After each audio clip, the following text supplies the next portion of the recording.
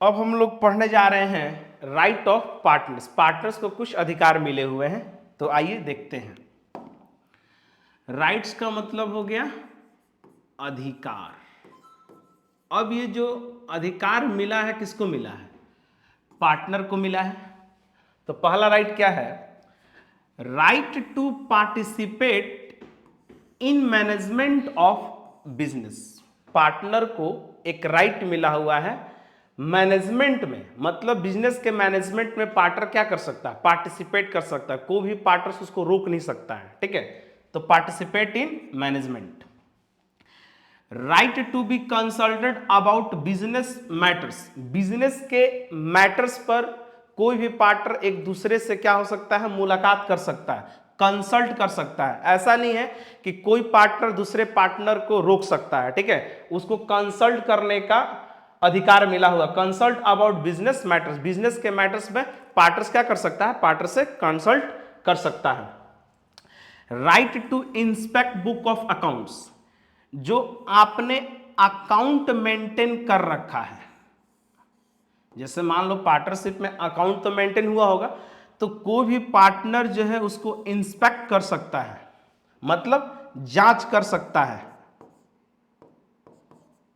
जांच करने का अधिकार मिला हुआ है किसको?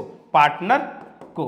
Right to inspect the books of accounts, जांच करने का अधिकार, देखने का, ठीक है, बुक्स ऑफ अकाउंट्स को। राइट टू शेयर प्रॉफिट और लॉस। प्रॉफिट लेने का अधिकार उसको मिला हुआ, आप रोक नहीं सकते। ऐसा नहीं कि प्रॉफिट हुआ तो आप नहीं देंगे, ऐसा नहीं हो सकता है, ठीक है। नेक्स्ट पॉइंट हमारा क्या है? Every partner has right to disallow admission of new partner. इसको हम लोग थोड़ा डिटेल में समझते हैं। मान लो कि इस फर्म में 20 पार्टनर हैं। कितने हैं? 20 पार्टनर्स हैं। अब इस फर्म में एक नया व्यक्ति आना चाहता है जिसका नाम है मोलू। अब जानते हो इस 20 लोगों में से 19 लोग क्या बोला? यस। लेकिन एक व्यक्ति क्या बोल दिया? नो। मतलब मोलू को बोल दिया गया कि बिजनेस में नहीं आ सकता है, एक व्यक्ति नो बोल दिया। तो क्या मोलू बिजनेस में आ सकता है? बिल्कुल नहीं, बिजनेस में नहीं आ सकता है। Every partner has right to disallow admission of new partner. भावनाओं में नहीं बहना है कि 19 लोग अगर यस बोल दिया तो मोलू को बिजनेस में पार्टिसिपेट करने का मौका मिल जाएगा, या शामिल हो जाएगा, एडमिशन हो जाएगा। बिल्कुल नहीं। मतलब consent of all partners, consent of all partners. 20 का 20 पार्टनर अगर बोलेगा तभी कोई नया व्यक्ति आ सकता है, अदरवाइज नहीं आ सकता है, ठीक है। नेक्स्ट हमारा राइट क्या है? Right to retire from the firm after giving proper notice. कोई भी पार्टनर फर्म से रिटायर हो सकता है प्रॉपर नोटिस देने के बाद, उसको अधिकार है। Every partner who has advance loan to the firm. अगर कोई पार्टनर फर्म को लोन देता है तो उसको क्या लेने का अधिकार है? इंटरेस्ट लेने का अधिकार है। कितना परसेंट? 6% लेने का अधिकार है, ठीक है। तो ये हमारा क्या था? राइट था। नेक्स्ट पॉइंट हम लोग और चलते हैं। नेक्स्ट टॉपिक हमारा क्या है? Partnership deed. पार्टनरशिप डीड क्या होता है? Partnership deed is a written documents containing details of partnership, that is terms and conditions. क्या है? The document containing the agreement in writing among partners is called partnership deed. Partners के बीच में एक deed लिखा जाता है, रिटन डॉक्यूमेंट्स लिखा जाता है कि किसको क्या करना है, कुछ एलिमेंट्स होते हैं, उसको हम लोग क्या बोलते हैं? Partnership deed. अब ये जो है नॉर्मल पेपर पर नहीं लिख सकते हैं आप, नॉर्मल पेपर पर आप इसको नहीं लिख सकते हैं। जैसे ये हमारा पेज है, इसमें एलिमेंट कुछ लिखा जाएगा, सभी पार्टनर्स हैं, ये सभी पार्टनर्स हैं, सब लोग अपना क्या कर दिया? सिग्नेचर कर दिया। तो क्या ये वैलिड है? अभी ये वैलिड नहीं है। ये कहां पर लिखा जाएगा? तो स्टाम्प पेपर पर ये डीड लिखा जाएगा। स्टाम्प पेपर पर। क्या अभी ये वैलिड है? अभी भी ये वैलिड नहीं है।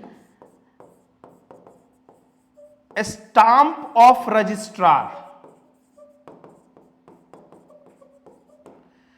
मतलब ये कि इसको वैलिड होने के लिए स्टाम्प ऑफ रजिस्ट्रार मतलब रजिस्ट्रार का इस पे क्या लगाना होगा? मोहर लगाना होगा।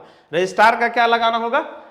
मोहर लगाना होगा। ये देखिए, ये मोहर है ना, मोहर ऐसे ठप्पा जिसको बोलते हैं ना, आप लोग देखे होंगे रजिस्ट्रार ऑफिस में और स्कूल वगैरह में, कॉलेज वगैरह में, तो ये रजिस्ट्रार क्या करेगा? इस पे मोहर लगा देगा, तो फिर ये क्या हो जाएगा? वैलिड हो जाएगा। किस एक्ट के तहत? तो इंडियन स्टाम्प एक्ट 1899 के अकॉर्डिंग अब ये क्या हो गया? पार्टनरशिप डीड हो गया। तो क्या लिखा है? The document containing the agreement in writing among partners is called partnership deed. Stamp paper पे होना चाहिए, स्टाम्प ऑफ क्या? रजिस्ट्रार होना चाहिए, तब जाकर कि ये वैलिड होगा, अदरवाइज ये वैलिड नहीं होगा, अदरवाइज ये वैलिड नहीं होगा। नेक्स्ट टॉपिक हमारा क्या है? Why is it important to prepare partnership deed? Partnership deed जो है इंपॉर्टेंट क्यों है? तो देखो आप answer, it regulates right duties of each partner, avoid misunderstanding among the क्या? पार्टनर्स। पार्टनर्स के राइट्स के बारे में पता चलेगा, ड्यूटीज के बारे में पता चलेगा और अंडरस्टैंडिंग यानी कि मिसअंडरस्टैंडिंग नहीं होगा पार्टनरशिप डीड होने के वजह से। फिर क्या होता है? अगर एनी डिस्प्यूट, अगर पार्टनर्स के बीच में अगर कोई विवाद हो जाता है, among the partners be settled easily with the help of partnership deed. Partnership deed के हेल्प से अगर पार्टनर्स में कोई डिस्प्यूट हो जाता है तो उसको हम लोग क्या कर सकते हैं? सुलझा सकते हैं पार्टनरशिप डीड के हेल्प से। Partnership deed is considered as evidence in court. जो पार्टनरशिप डीड होता है वो कोर्ट में प्रूफ यानी कि साबूत की तौर पर ये हम लोग इसको क्या कर सकते हैं? दिखा सकते हैं। यानी कि partnership deed is considered as evidence in court, ये एक तरह का साबूत है। ठीक है, अगर मान लो कोई डिस्प्यूट होता है तो पार्टनर्स के बीच में। एक और क्वेश्चन है हमारा, what are the element of partnership deed? Partnership deed में क्या एलिमेंट होते हैं? जैसे अभी आप देख रहे थे पार्टनरशिप डीड, तो जो ये डीड है, इस डीड में क्या लिखा हुआ? कुछ एलिमेंट लिखा हुआ। क्या? कुछ एलिमेंट। तो क्या क्या एलिमेंट लिखा हुआ है, आइए हम लोग देखते हैं। पहला, डिस्क्रिप्शंस ऑफ द पार्टनर्स मतलब नेम होना चाहिए, एड्रेस होना चाहिए। Description of the form, form का नाम क्या है वो होना चाहिए। Principal place of the form, form का जो प्रिंसिपल प्लेस है, लोकेशन है, वो होना चाहिए। नेचर ऑफ बिजनेस, किस तरह का बिजनेस है, किस चीज का बिजनेस है, ये होना चाहिए। कमेंसमेंट ऑफ पार्टनरशिप, पार्टनरशिप किस दिन हुआ, पार्टनरशिप किस दिन हुआ वो होना चाहिए। प्रॉफिट शेयरिंग रेशियो, किस रेशियो में पार्टनर्स को प्रॉफिट मिलेगा वो एग्रीड होना चाहिए। फिर उसके बाद और क्या इस एलिमेंट्स में आ जाएगा? इंटरेस्ट ऑन कैपिटल, अगर कोई पार्टनर कैपिटल लगाता तो उसको किस रेट से इंटरेस्ट मिलेगा वो मेंशन होना चाहिए। इंटरेस्ट ऑन ड्राइंग, अगर कोई पार्टनर ड्राइंग करता है फर्म से तो उससे कितना इंटरेस्ट लिया जाएगा उस ड्राइंग पर वो मेंशन होना चाहिए। इंटरेस्ट ऑन लोन, अगर कोई पार्टनर फर्म को लोन देता है तो उसको कितना इंटरेस्ट मिलेगा, या अगर कोई फर्म पार्टनर को लोन देता है तो उसको कितना इंटरेस्ट चार्ज किया जाएगा वो होना चाहिए। पार्टनर्स को सैलरी कितना मिलेगा, अगर कोई पार्टनर एक्स्ट्रा एफर्ट्स लगाता है तो उसको कितना कमीशन मिलेगा, ये सारी चीजें एलिमेंट्स में क्या लिखी जाएंगी। पार्टनर्स के राइट्स को लिखा जाएगा, ड्यूटीज को लिखा जाएगा।